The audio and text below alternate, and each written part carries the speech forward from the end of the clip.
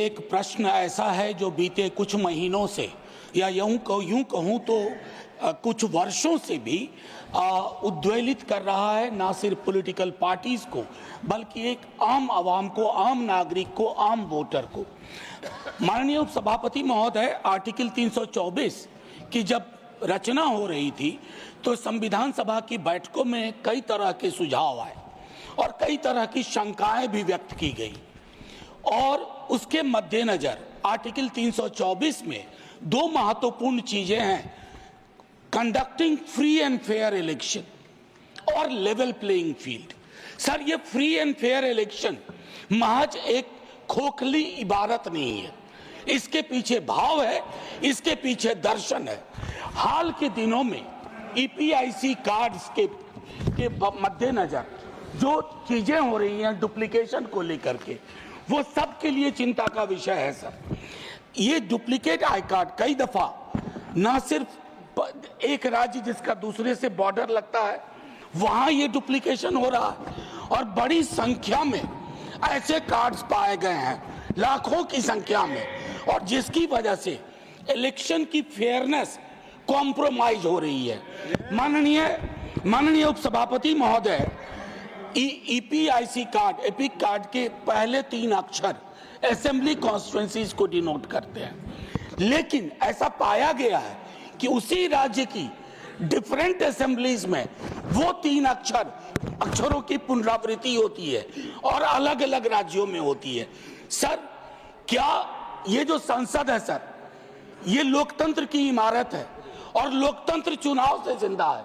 अगर चुनाव की पद्धति और प्रक्रियाएं कॉम्प्रोमाइज की जाएंगी, उसमें से फ्रॉड की बू आएगी, तो सर कुछ भी नहीं बचेगा। मेरा सिर्फ इतना आपके माध्यम से एक आग्रह है कि सदन की ओर से जाए एक गंभीर सवाल कि तुरंत ये तय करें इलेक्शन कमीशन कि एक्सटेंट क्या है डुप्लीकेट एपिक कार्ड का, इन्वेस्टिगेट करो कि ये फ्रॉड कहां से उत्पन्न हुआ और अर्जेंट करेक्टिव मेजर, और उसके साथ साथ इलेक्शन कमीशन एक सेपरेट लिस्ट इशू करे, voter deletion, new additions and modifications. Sir ये इतने गंभीर प्रश्न है, जब ये शंका व्यक्त होती है, इनका जवाब सस्ती शायरी नहीं हो सकती है। गंभीर सवालों के जवाब गंभीरता से देने चाहिए, ना कि ट्रकों के पीछे शायरी को पढ़ देने से। Thank you sir. धन्यवाद। माननीय श्री बाबू भाई जयसंग भाई Desai, demand for effective implementation of child marriage act across the country. माननीय श्री बाबू भाई जयसंग भाई देसाई, मैं आज इस सदन में एक अति महत्वपूर्ण और संवेदनशील मुद्दे पर ध्यान आकर्षित करना चाहता हूँ। यह हमारे समाज के जीव को कमजोर कर रहा है। यह मुद्दा है बाल विवाह का। अध्यक्ष महोदय, हमारे देश में बच्चों का बचपन, उनकी शिक्षा, स्वास्थ्य और समग्र विकास का महत्वपूर्ण हिस्सा है, लेकिन एक गंभीर सामाजिक समस्या जो इस विकास को बाधित करती है वह है बाल विवाह।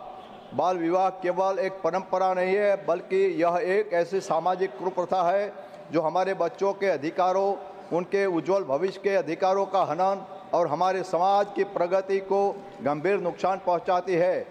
माननीय अध्यक्ष महोदय, देश के हर कोने में बाल विवाह के खिलाफ जागरूकता फैलाना, माता पिता, समुदाय, नागरिक संगठनों की भागीदारी सुनिश्चित करना और बाल विवाह प्रतिषेध अधिकारियों की भूमिका को मजबूत करना है।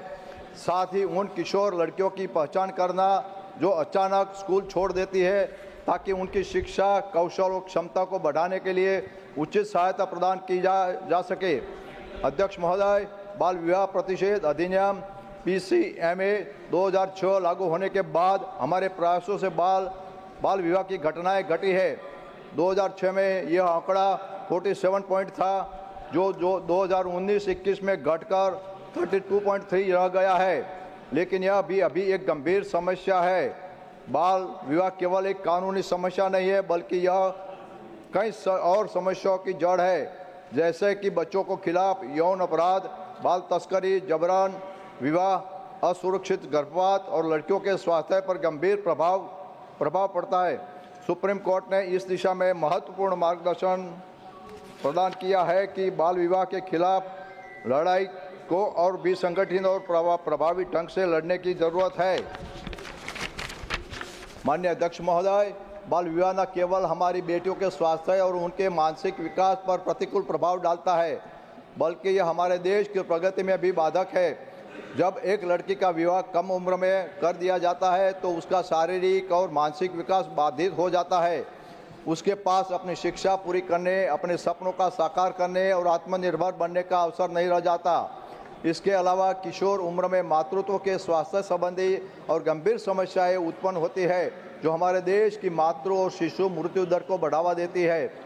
बाल विवाह केवल लड़कियों पर तक सीमित नहीं है, हमारे बेटे भी उस कुप्रथा का शिकार होते हैं। उन्हें भी अपनी शिक्षा और कैरियर से समझौता करना पड़ता है, जिससे उनको आत्मनिर्भर बनने की संभावनाएं घट जाती है। अध्यक्ष महोदय, राष्ट्रीय अपराध रिकॉर्ड ब्यूरो NCRB अपने प्रकाशन भारत में अपराध में बाल विवाह निषेध अधिनियम PCMA 2006 के तहत